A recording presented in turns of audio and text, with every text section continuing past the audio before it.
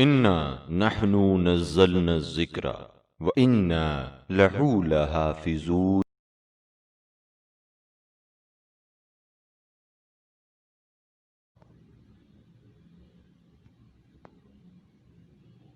اعوذ باللہ من الشیطان الرجیم، بسم اللہ الرحمن الرحیم۔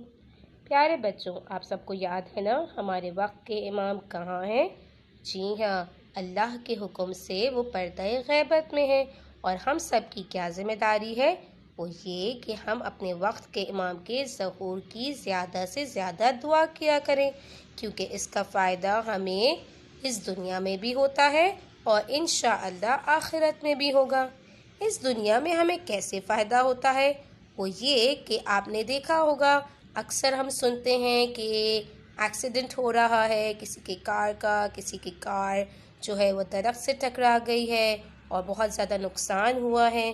تو یہ ایک قسم کی پریشانی ہے، بلا ہے، مشکل ہے۔ اور کبھی ہم یہ بھی دیکھتے ہیں کہ ہم چلتے چلتے سیڑھیوں سے گر گئے ہیں، کبھی ہمارا ہاتھ جل گیا، کبھی ہم کسی سے ٹکرا کر گر گئے، کبھی کھیلتے کھیلتے گر گئے، اور کبھی جو ہے وہ کرسی سے گر گئے۔ تو یہ سب جو ہے یہ ایک طرح کی پریشانی ہے، مشکل ہے، مصیبت ہے اور پریشانی ہے، جو کہ ہم اپنی زندگی میں دیکھتے ہیں کہ ہوتا رہتا ہے۔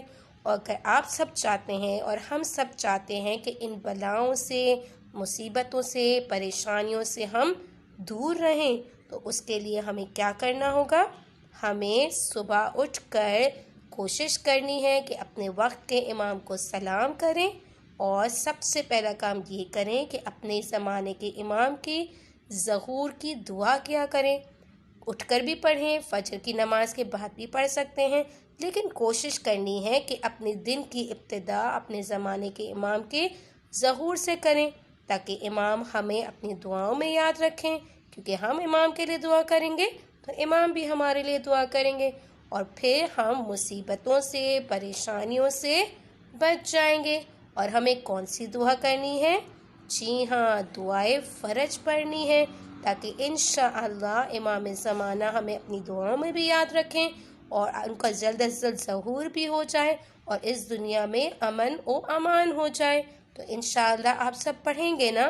پر محمد و آل محمد صلوات۔ اللہم صلی علی محمد و آل محمد وعجل فرجہم۔